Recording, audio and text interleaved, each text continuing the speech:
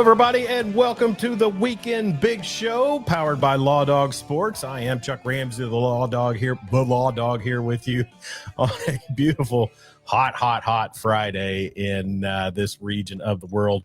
And we are streaming to you live on our Facebook channel at Law Dog Sports. The video will be uploaded later to our YouTube channel at Law Dog Sports as well. Please subscribe. A wonderful episode we've got for you today. Big, beautiful episode today. And in honor of everything unholy to do with politics, we reunite the Unholy Triumvirate as Jeremy Schroeder, ruler of the airways, is with me as usual. And we visit with our old pal, Cory Hogue, former member of the team here. And Cory, so glad to have you back. And man, you're looks like your green screen is quite the setup there, brother. You're living large from what I can tell on the screen. Oh, hold on a second. Sorry. Yeah. Oh, can you hear me? There you go. You know, when you get eliminated from your full-time job, you get a nice house in the background. That's what happened. The palatial Hogue estate. Is there some litigation against Dave Campbell's that we don't know about, or some sort of? I think I got my name off the Epstein files. That's probably how it happened. I was just going to say, if I ever figure out how to do what you're doing right now, we probably wouldn't have a show any longer. Is your NDA disclose how you came about that lovely abode? But anyways, Cory Hogue, and I, as he mentioned, formerly of Dave Campbell's Texas Football, and also just has done such great work over the past 8-9 years covering football in the state of Texas. Former teammate of ours here on the program. And so, Cory, before we get into a lot of stuff, what's been on the burner for you so far here in the late summer? I mean, outside of being eliminated the day after they reveal the cover of a magazine, yeah, go on, right? What timing? Oh goodness, yeah, and yeah. Look, I've had a week, and then we took a pre-planned vacation to Arizona to visit family for a week, and so really hasn't been a whole lot yet. I am headed to San Antonio this weekend, and Monday will be on the desk for the Southland Conference football opening drive. It's their media day that they're having down at the Texas High School Coaches Association convention in San Antonio. So I'll be there. It's on the Southland Conference YouTube page. I'll be on the desk with about 4 or 5 other people, and it's going to be a great time and a chance to get out there and do something a little bit different. All right. So just so, and you know, however you want to go into this. So you had been with Dave Campbell's Texas Football covering FCS programs for them and Division 1, Division 2, Division 3, and NAIA. And then for what, 3 or 4 years? I started as a freelance with them, and that was started in 2018. I started writing for them, and then 2 years ago I was moved to full time, and look, things change. It's the nature of the business, and they have decided to reorganize and to go in a different direction, and I was not a part of that direction. So you know, that's just the fact of the matter, what happens. But I am grateful, very grateful for the time they gave me. There's no Cory Hogue Sports with a reach without Dave Campbell's. Sure. And I've met a lot of great people and a lot of things. And there's so many options available right now, but we'll see. Hey, look, getting to go sit on a desk and ask a coach questions, like 1 or 2 questions at a media day. Pretty easy job, man. I'll take that. Well, and you said San Antonio, so I did some research. I thought you would be at the Conference USA media days, but they're in Frisco because I see you on social media, and if you see Cory's handle there, it's at Cory Hogue Sports. You still have a lot to do with Sam Houston State. I do. When they started a podcast network at Dave Campbell's. They wanted all 13 colleges. And so since I had such ties to Sam Houston and everything, they asked me if I would host it. And so I said, of course I would. It was part of the network, but also separate from Dave Campbell's in a way, if that makes any sense. And so once I got eliminated, the other thing was, what are we doing with the podcast? And so it's now off of the Dave Campbell's network, and we're on Podbean. March to the pod, the number 2. It's a Sam Houston podcast. We go on there and talk. I end up saying something that makes the fans angry, and we all get along and get happy. That's what you're supposed to do. They are in their second season in Conference USA, so they'll begin in their third season here. Okay. Now they do have a coaching change this year, so when you look at the Bearcats, it's really hard to know what you're going to get. The KSEY Keeler, who was a national championship winning coach at 2 different FCS schools, is now at the University of Temple, and so they've got Phil Longo. He comes back. He used to be offensive coordinator for the Bearcats. He was offensive coordinator at Wisconsin as well, most recently. He comes in, he takes over. The problem is that they lost their entire defense. Skylar Cassidy, by the way, if you don't know that name, he is currently at the University of North Texas now. Started at Abilene Christian a few years ago under Keith Patterson. And Skylar is a rising star in the coaching world. And he went from Abilene Christian defensive coordinator, and I'm talking he's young. Like he is very, very young. Went to Sam Houston, turned that defense into a beast. They won 10 games last year in the New Orleans Bowl. So he did that. Now he's at North Texas. They paid him really good money to go try to help Eric Morris over there, which is kind of funny because Eric Morris is another FCS guy. Incarnate Word, he was there for a while. He got that program started in the direction before there was a GJ Kinney. Yeah. So it's kind of all coordinated together and stuff, but it's just fun. And I don't know how the Bearcats are going to be. I will only say that if Vegas puts them anywhere close to 5 wins, I'm going to put a life savings on under. Okay. Well, sometime here in the real near future, I'd like to kind of do a Conference USA preview because I've been paying attention to the University of Texas, El Paso, the flagship school of the University of Texas system. And they expect some improvement. Just can't help yourself, can you? No, I cannot. Improvement. And also I'm, that I-10, I-25 junction down there around Las Cruces. And it's just a family sentimental spot for me in a way. So New Mexico State and UTEP are 2 teams I'm going to really work to pay attention to. But so much else going on in the world of sports. We've got a lot to get to, and Cory's going to help us with it. Cory, before we do, still covering Wichita Falls high school football? I will be around. I will be on the YouTube broadcast for Wichita Falls ISD. As far as I'm aware, I haven't been told differently yet. Is that the MJ Baird project that he does with them? No, it's with Hull. Usually we broadcast the games on the YouTube channel, and so we've been doing that. I keep stats, and I will continue to do that. I will continue to be a part of the Friday Night Scoreboard show. That's what I was. Second question.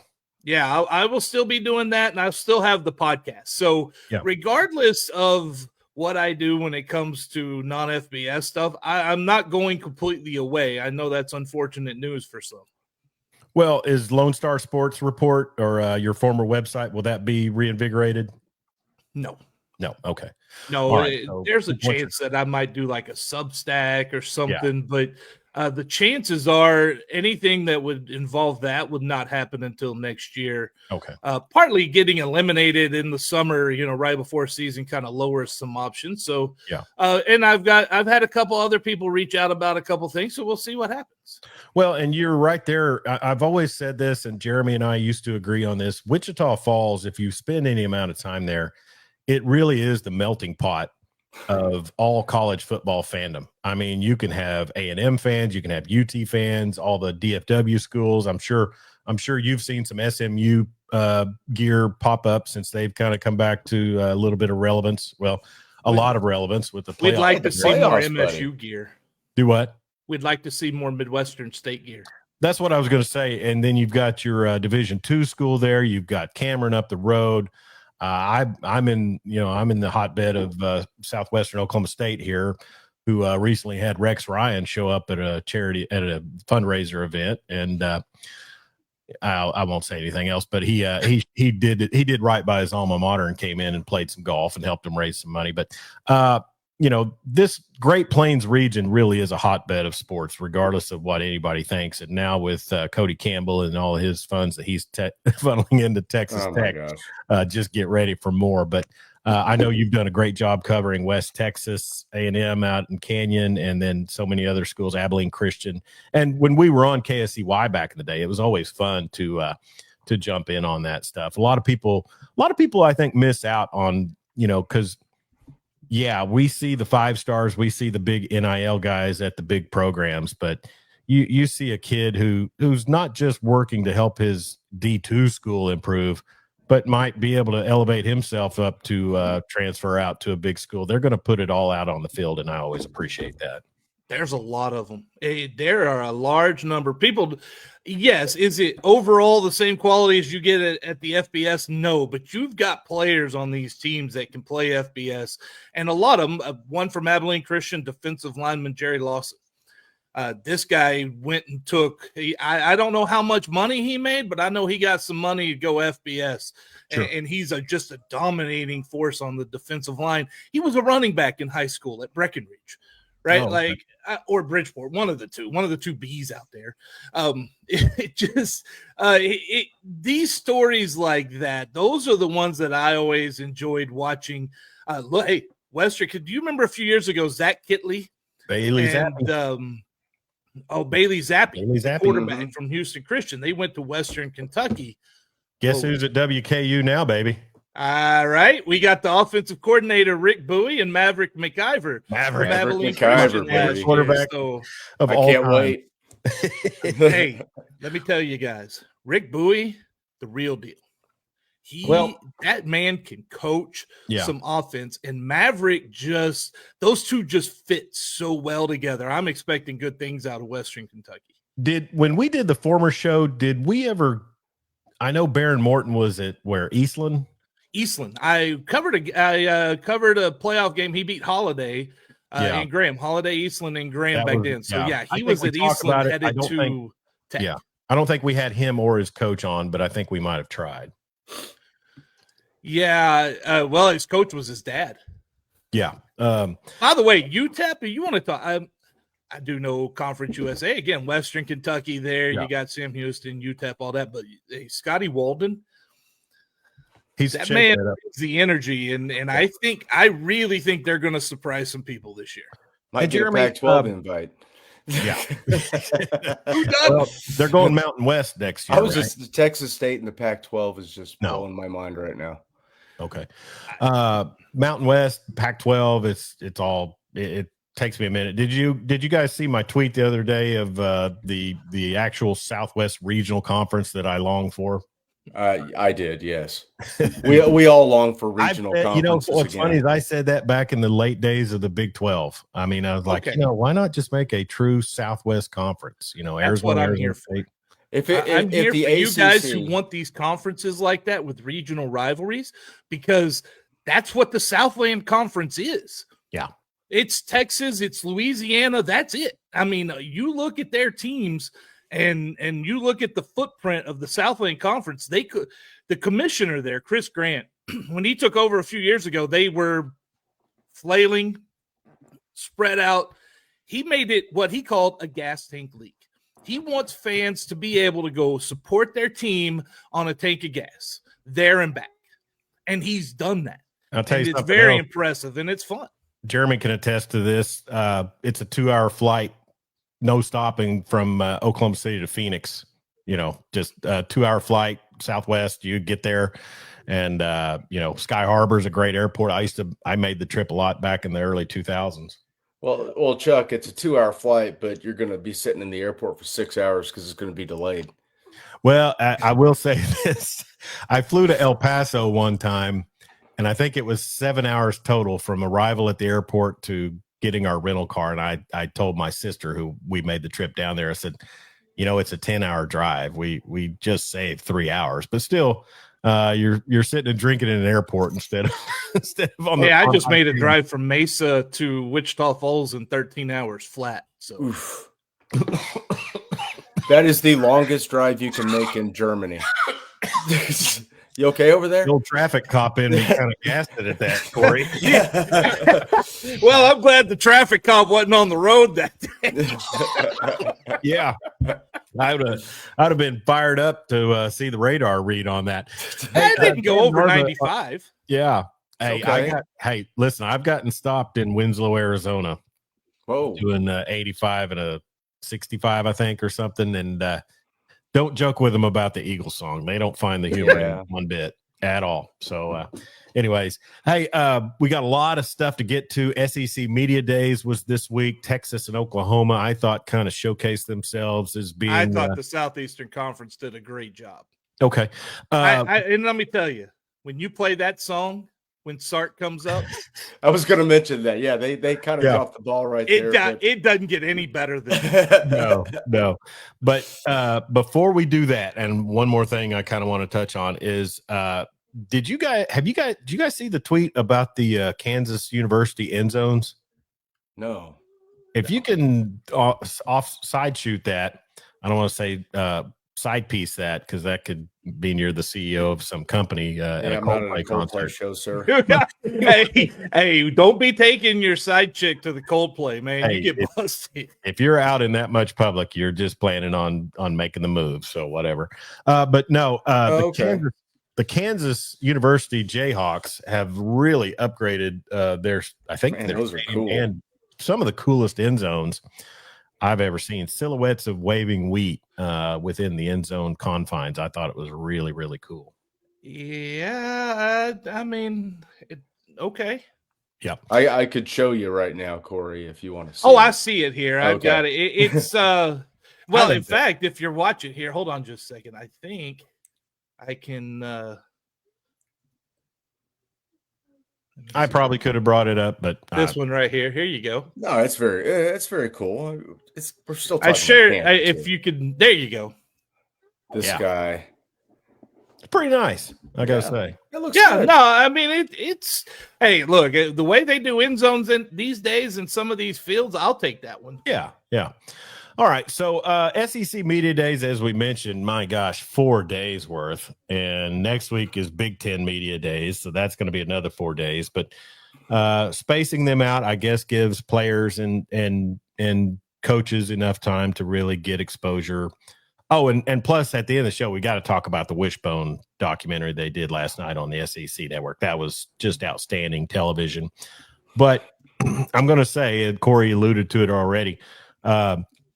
Steve Sarkisian done dirty by the media people at SEC Media Days to have to walk out to that A&M theme was really just you can't concoct a mistake that big. It's hilarious because he didn't realize it.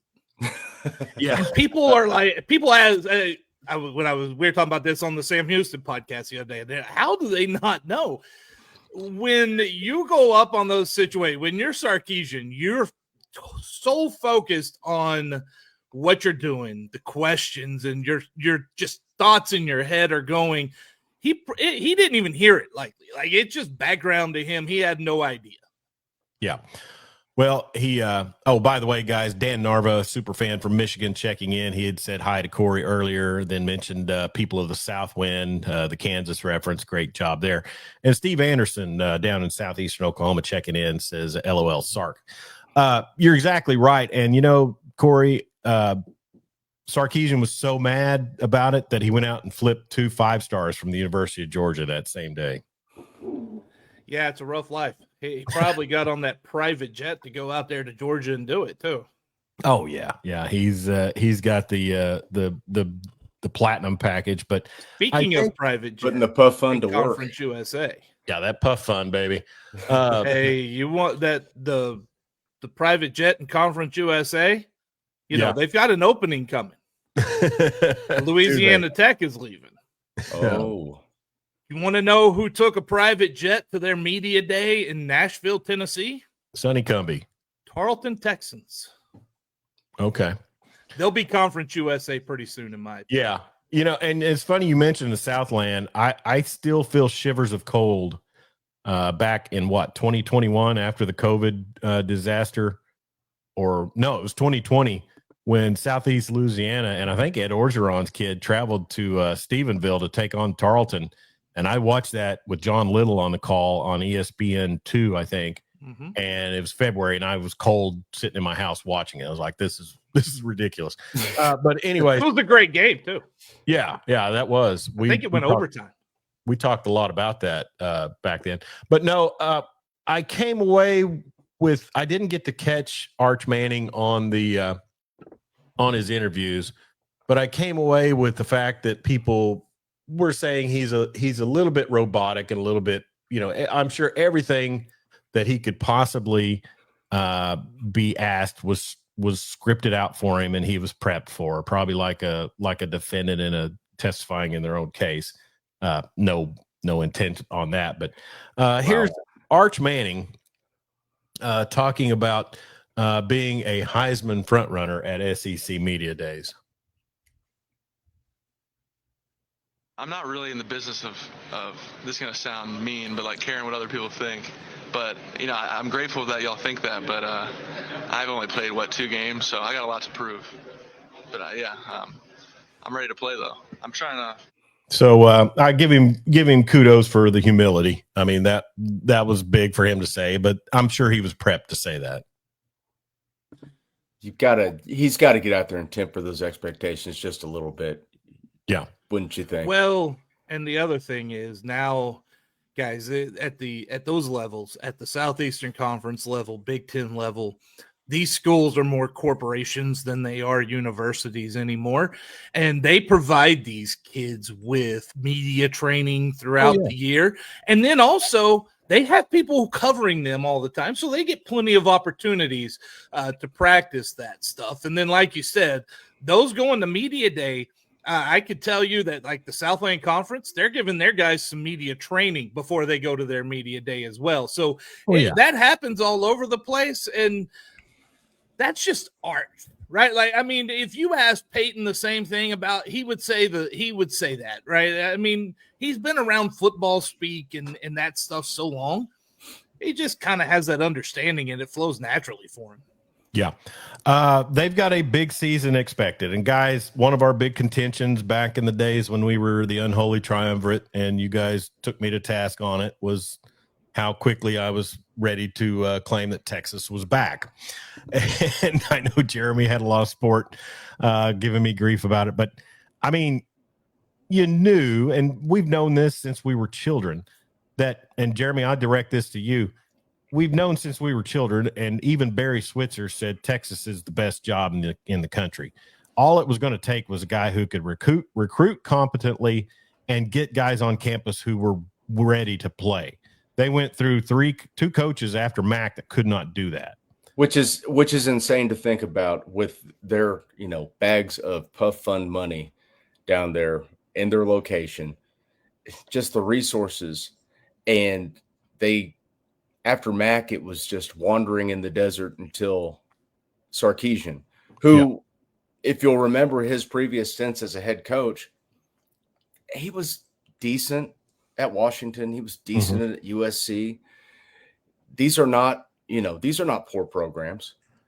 Cory, I would say that Sarkisian is probably the coach that benefited the most from the Nick Saban rehab project. Yes. I mean, that would have to be where he learned some of these skills that he's implementing in Austin today.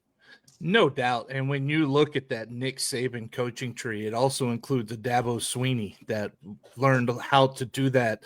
Listen, Texas has all the resources. Texas has all the facilities. Texas has everything they need to be successful, which is every reason why they're not successful. Right? You got because to be successful. There's no secret to it. It is how there's a work and a method you got to do. And every coach, Herman recruited well, Strong recruited guys, right? They're always at the top. but they didn't know how to develop. They didn't have a staff around them. There's so many parts to this that a coach has to do at the college level to be successful. And, you know, it's not an easy task, obviously, as we saw with Herman and Charlie. Well, and looking at the NIL situation in the world today, and we see that the two schools that are spending the most on their football program or their players are the University of Texas and Texas Tech University. I'm sitting back and loving the Texas fans who are just gnashing their teeth at the fact that Texas Tech might offer a bag to a 5-star offensive lineman. I mean, that's how you get it started. You know, that guy gets signed on with in Lubbock. They've done amazing stuff with the stadium out there. But I'll say this, Texas is back, and I know it's preseason prognostication, but looking at the way they've reloaded on defense, they lost a ton of draft picks off that really good defense last year, and they feel better about the defense this year. They're going to be a tough matchup for everybody in the SEC, and this is a terrible time for Kirby Smart to be losing his recruits to Sarkisian, and Alabama's got to put it together with Kalen DeBoer, or else Texas could surpass them. Yeah, I mean, you're absolutely right. Texas just has hit on all cylinders recruiting wise, getting guys, good players in the portal, reloading where they've needed to reload. I don't know how that offensive line is going to be. Cory can speak on that. I know they lost a few guys from the original 50K bag class. But they can't help but be successful down there, which is so mystifying when you think about how unsuccessful they have been up until Sark, discounting Mac Brown. And I wouldn't discount, because Mac was a great coach, but he got his natty. But then at the end, it was, they probably could have just let him right off into retirement. Cory can probably give specifics, but I mean, it's a telltale sign when they go 9 years without a draft pick on the offensive line. And then last year they had what, 2 at least? Well, how many years did they got a top 10 finish? Oh yeah. I mean, guys, they went years without a draft pick. Man landed on the moon, and then Mac Brown got him a top 10 finish. Yeah. Well, and just it's always about who you're developing to, that's going to catch. I mean, that's been the whole argument of SEC dominance since 2004, is that they were cranking out draft picks. They had guys that were leaving campus and going into the league directly. And for all of the love I had for the Big 12, even when OU was in it and the schools that we follow, they just didn't have the numbers in the NFL draft or in the NFL like the SEC did. Now the Big Ten's kind of making a chop at it, but Michigan and Ohio State, to me, are still Penn State. I mean, they gotta do something before I buy in. Penn State's really good until they play a team that's about on the same level as them. Well, exactly, and they can't win their own conference. But right. Steve Anderson wants to know our predictions on the Texas-Ohio State matchup. I'm going Horns on that one. I don't think defense travels, and I think that the Horns defense will go up there, and Ohio State's breaking in a new quarterback. That's a long ways off. We'll see what, comes about. But right now on paper, I would probably favor the Horns. Cory? Yeah, I mean, I would. I'm also hesitant because Columbus is a hard place to play, and the Horns are breaking in a new quarterback as well up there. Mayfield. Yeah. Will Arch plant the Texas flag at midfield? That's the question. Well, and you remember the last time Texas traveled to Ohio State, it led into a national championship season with Vince Young. Yep. And if I remember correctly, that game was one of the best games of the year right there. So I'm expecting something similar. I would, if it's more than a field goal either way, I would take that one anyway. Is that Troy Smith, Ohio State led in 05? I think he won the Heisman next season. I think it would have had somewhere around there. Yeah, but Ryan Day will have to. Ryan Day's going to have a quarterback ready to play, man. Sure. I mean, he got Will Howard drafted, who was, he was a decent quarterback at K-State, but when they got to the playoffs, he was really good, and that that just speaks to Ryan Day's mentoring quarterbacks, which he's done really well throughout his tenure. That game being at home is huge for a young quarterback. I'm not ready to make a prediction on it until I actually see. Sure. I don't even know the name of the kid that's going to be starting. The Vegas consensus is Texas by 2.5. There you go. So that's actually a 5.5 point. Well, that's you taught me my gambling prowess. It's Cory. always 3, right? Yeah, but that's still 2.5 on the road is still like that's a field goal. Yep. Hey guys, Texas A&M was also a part of the SEC Media Days, and Coach Mike Elko. I'm surprised he didn't have him dial up the Texas fight song to. I think the guy running the board was a former male cheerleader at A&M. There you go. But we do have audio from Mike Elko. He was asked about Texas A&M. We don't. Head coach Mike Elko was asked about Texas A&M being his reference to the flagship station in the state of Texas. Burrows on Texas football. Coach, when you first took the job at Texas A&M, you referred to your program as the flagship program in the state of Texas. Obviously, a lot of Texas fans took that as a slight.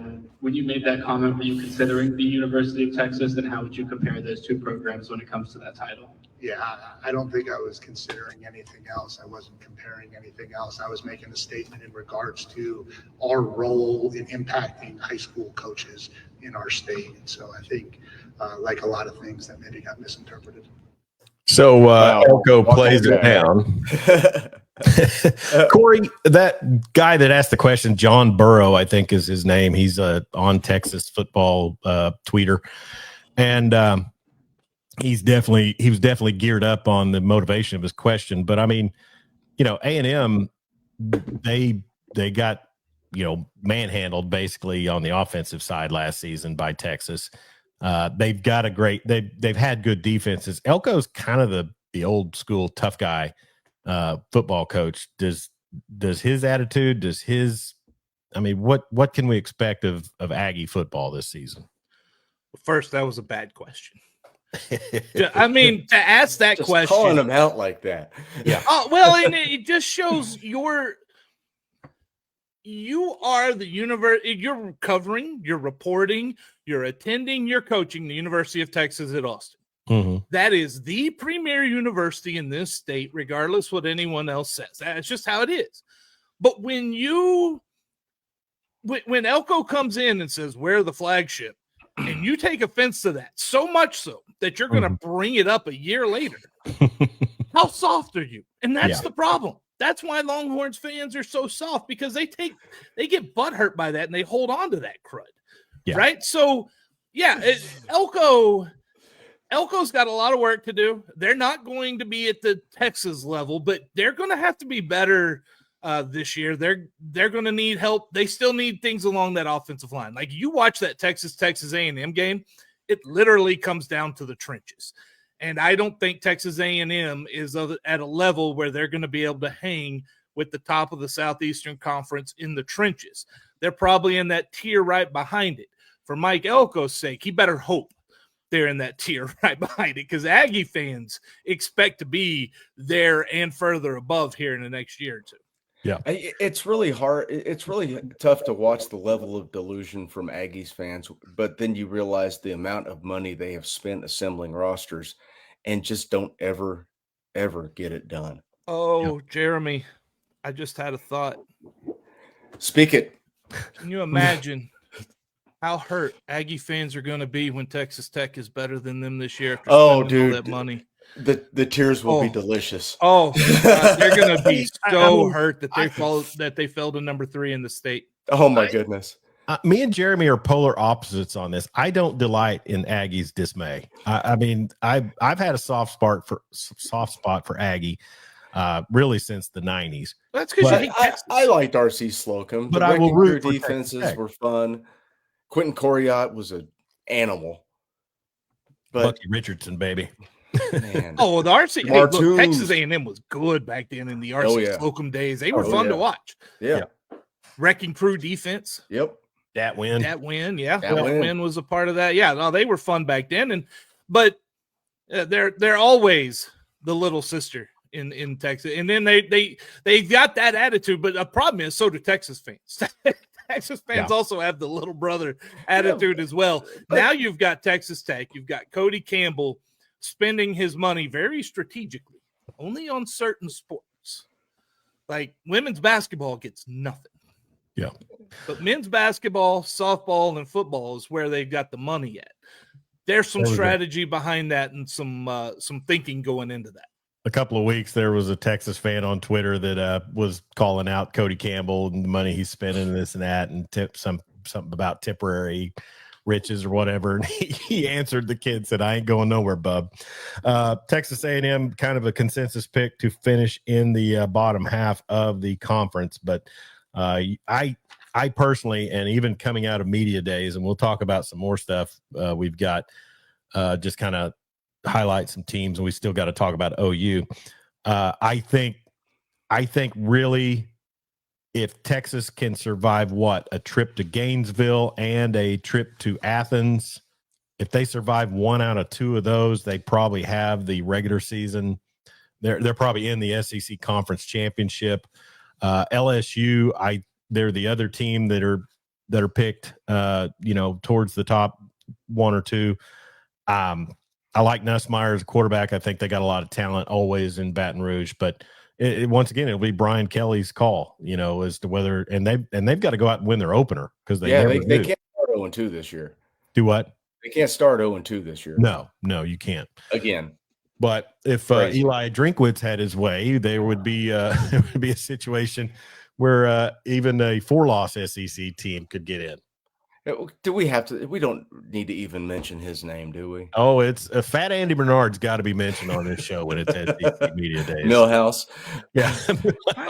But Eli Drinkwitz, the Missouri head coach, visited with J.D. Pickle of On 3, and I've got audio here of it if it will play. Yeah, let's go ahead and dial that up real quick. Sorry, I'm using a secondary audio function to play clips, but let's hear from Eli Drinkwitz as long as we can withstand it. Come on. You just hit the podium and pitched a 30-team playoff. Walk me through that. Is that something you've been stewing on? Is that off the top of the head? We're freestyling up there? No, it's not really something that's outrageous. It's based off of the 12-team playoff where you had automatic qualifiers, but now we've decided we want to expand it to 16. So instead of doing 11-5, which you're going to put 11 teams in the hands of a human committee that nobody's going to agree. They're all going to have a bias. All right. So that's the gist you pick up from Eli Drinkwitz. And, that's a guy who, with 3 conference losses last year was saying, don't count us out in the playoff. And he is the sole reason I think people hate Missouri. No, he's not the sole reason. You've been to Missouri. You know why everyone hates Missouri. You ever been to Rolla? Mm-hmm. Rolla? Now that you mention it, I have. I've spent. There you go. I stopped to eat there one time. Never again. A week at Fort Lost in the Woods. So I did a couple months at Fort Lost in the Woods. What? I did a couple months at Fort Lost in the Woods. You know what's funny is we went to a drug school that the military police was putting on there at Fort Leonard Wood, and we stayed there. There's Fort Leonard Wood and there's some little town right outside. We're staying there at a Ramada, and they have a little lounge club thing. And we go there on a Sunday night, and it's kind of a dance place and stuff. And a buddy of mine leans over and he goes, "You wouldn't want to make your wife mad in this town." I said, "Why is that?" He goes, "Because it's about 4-1 dudes to women." She wouldn't have to go far.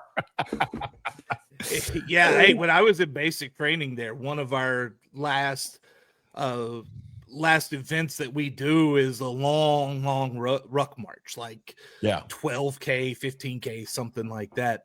Well, ours ended up being over 20K because the lieutenant got lost. Oh, that happened. We got lost in the woods. I did that to my wife. We didn't hit the area where they were shooting at us until like 2:30 in the morning. Oh, so they were. There's some saying about a captain with a plan and a lieutenant with a map. Well, and that sounds like a hike I took my wife on to the Wichita Mountains. I thought would be a 45-minute to 2-hour hike, and it ended up being 3.5. Like, we made a wrong turn at Albuquerque. But All right. So real quick, some hot points, and we'll get to OU. Lane Kiffin seemed pretty checked out when the clips I saw of him. Hugh Freeze, he's pretty excited about having Jackson Arnold. Jeff Lebby threatened Toby Rowland, don't you take my AD. I don't think they want him. No. Well, I don't know. Mark Stoops, his big weekend quote or week quote was this shit's hard. Pardon the language there, but on the Oklahoma Sooners, Brent Venables took the stage. He was asked questions about Jackson Arnold. I thought he was very complimentary and kind of fell on his sword for how things went down. I don't think Brent Venables is ever the type that's going to throw a kid under the bus, regardless. I mean, he is the one who hired Seth Luttrell. He is, and he realizes that now. And the way things turn in 5 years' time, because Cory, we were on the air talking to John Little, I think, one time, and just Seth was on top of the world. And I think you're the one that threw out there he ought to strike while the iron's hot.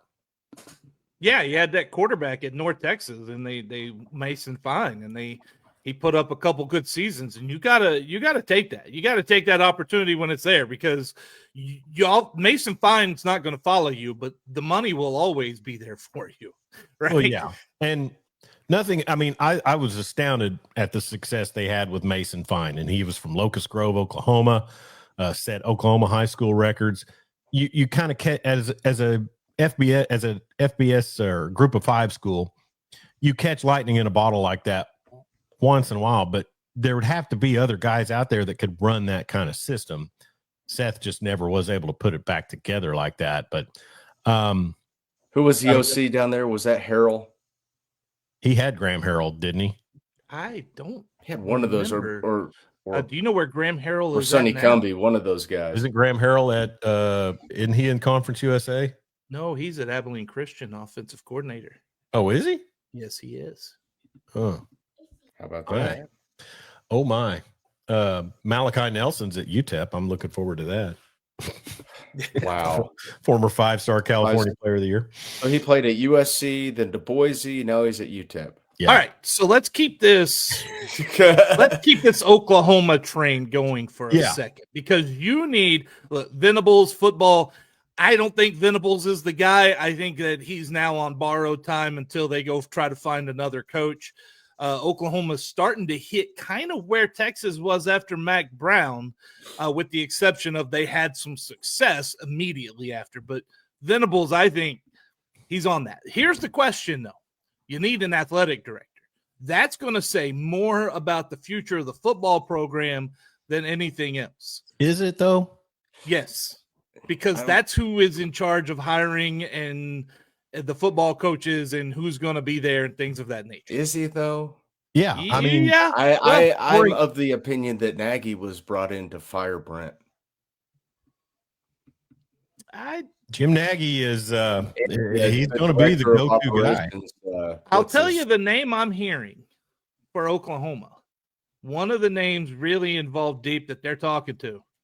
Another North Texas connection, Ren Baker. He's now at West Virginia. Yeah, I remember that name. Yeah. Ren Baker. He was a Lone Star Conference AD.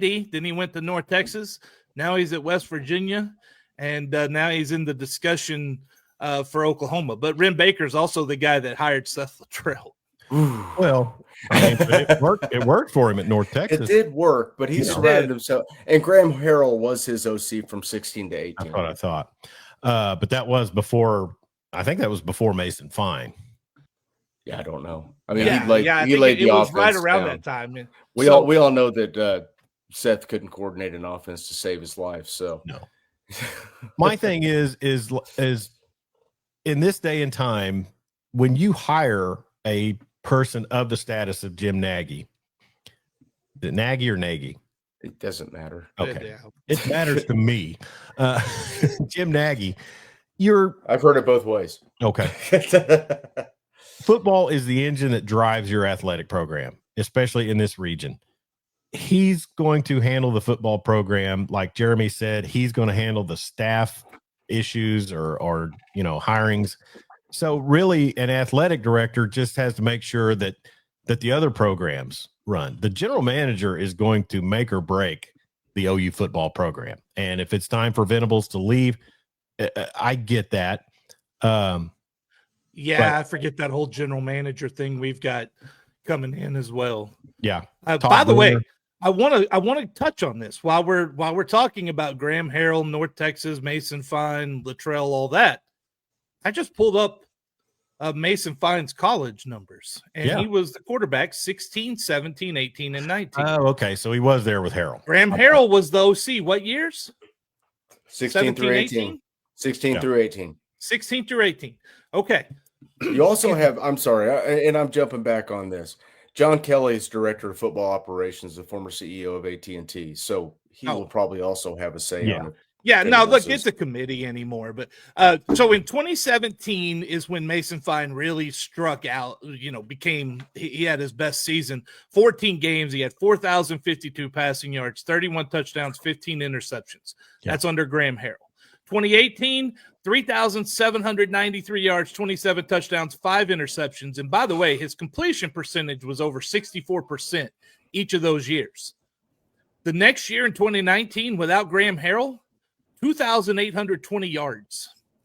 I think we know what caused that success. I think we do. Yeah, but in fairness, and I know Graham Harrell is a great OC, but they had some. I remember we talked to John Little that year. They had some injuries in their receiver core, and I think Mason Fine actually got hurt too, if I remember right. But he still played 11 games. So. Yeah, to get off of the whole North Texas trip, and we know Graham Harrell was a great OC, and Seth was not a great HC, but. Todd Bruner from Right Media checking in. I'm hearing Texas high school coach Rhett Bomar is on Nagy's radar for OU. Todd's got jokes this morning. Well, he wanted Wimbledon coverage last week, and well, I got to say Ben Shelton was kind of must-see TV. But what is Rhett Bomar doing nowadays? The Texas high school football coach. Where is he working at a car dealership? he's installing truck beds. Yeah, you got jokes. He's a big. By the way, I'm a big Wimbledon fan. I didn't miss much of that at all. Yeah, well, I definitely caught some of the Ben Shelton stuff, but beyond that, I was He's out. the quarterbacks coach for the Orange Grove Bulldogs. Okay. Where's Orange Grove, Corey? It's in Texas. Grand Prairie, Texas. He's got jokes. That's where he's from. I'm watching the Tour de France, and last week Alicia goes, "So where are they at today?" France. Touring the countryside. Todd Bruner for checking in. Hey, John Mateer is taking over the reins at quarterback. His offensive coordinator at Washington State, Ben Arbuckle, is along with him as BV. Brent Venables, as we call him, made the switch up from Seth Luttrell and Joe John Finley. Brings in the Arbuckle ties. Do what? You know the Arbuckle ties. Go ahead with it. West Texas A&M. He's got a lot of family in the Wichita Falls area too, as well as he's from Canadian, right? Yep. Do what? He's from Canadian, Texas, yes. right? Yeah, and his brother's a basketball ref around the area. Basketball, football ref. Randall Arbuckle is a ref around here. So yeah, they've got a lot of ties in this area, and I was really happy to see Ben get that job. I think he's going to be great. Jeremy, just be competent. Just be competent. Jeremy, who was the OU defensive end we figured out was from Canadian? We talked about it when Arbuckle got hired. That's on the roster now? No, back 10, 12 years ago. Brody Eldridge? Or I think, yeah. Was it Eldridge? Yeah, it was. No, Brody Eldridge was a tight end. They didn't switch him to defensive end? No, that's what he played in the NFL.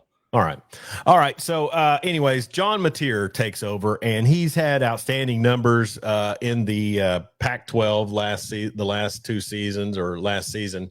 But he was asked at SEC Media Days what the upgrade in competition will look like.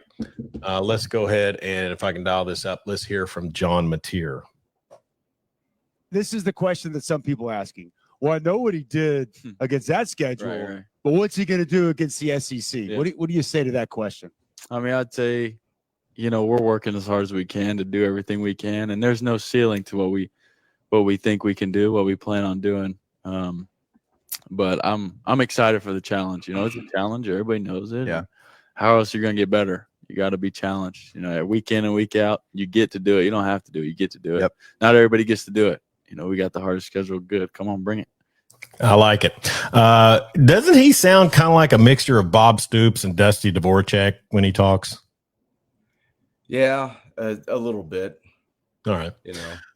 Cory, we know for a fact that the SEC brings a lot of talent to the table. We talked about that, but there will be a speed of play that a player like Ben Arbuckle will have to adjust to. But to me, you can take we see quarterbacks come from Group of 5 schools and roll in and have success. To me, it's all about the talent you have around you elevating your game. I think John Mateer and Jeremy will back me up on this. I think he's set to have a big year. If a guy is capable to play at the FBS level, he's going to do well. And I only need to point you to the number 1 draft pick in the NFL last year, Cameron Ward, who started at West Columbia High School in a triple option, attended Incarnate Word's football camp. Right? He had 0 offers because he attended Incarnate Word's football camp. Eric Morris was the coach. Eric Morris saw him throwing the ball and said, I'm not going to tell anybody about him, and offered him on the last day so that he got Cam Ward. Cam Ward became freshman of the year in FCS football. He got Eric Morris a job at Washington State. He followed along. He did well there. He went off his own way to Miami, and look what he did. If the guy could play, he could play. I'm not worried about Mateer much at all. If he can play, we'll know it pretty quick. And Jeremy, we've seen it time and time again. Receivers that can run routes, blockers that can block help so much. But I think Mateer, Michael Hawkins, I thought had spurts of showing that if he could, and Lord knows the receiver core was depleted last year, but still, he didn't have a lot of time.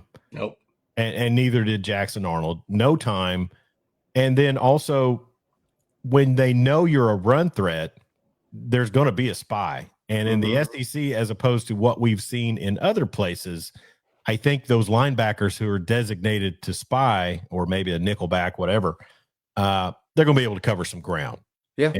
And so it'll be a case of, can Mateer, it's always balance. To me, it's always run game. I know Jaden Ott is turning some heads, but it's going to, and this is, like I said, been true since 2004, the trenches. Who do you have in there blocking? Who do you have in there stopping the run? And that's where it's all going to be told. And that's how you designate who finishes atop a conference like the SEC.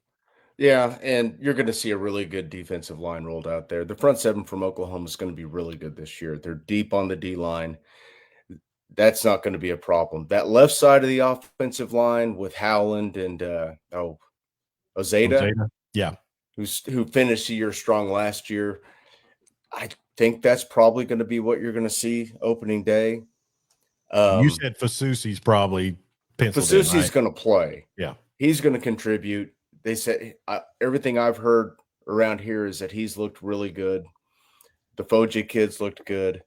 They still have the transfer from North Texas who, man, he was offensive lineman of the week in the SEC a couple of times last year, but I can't think of his name right now. Yeah. The line's going to be better, but do you have receivers that can get off the line and get separation? Because they didn't last year. Of course, it was a mash unit.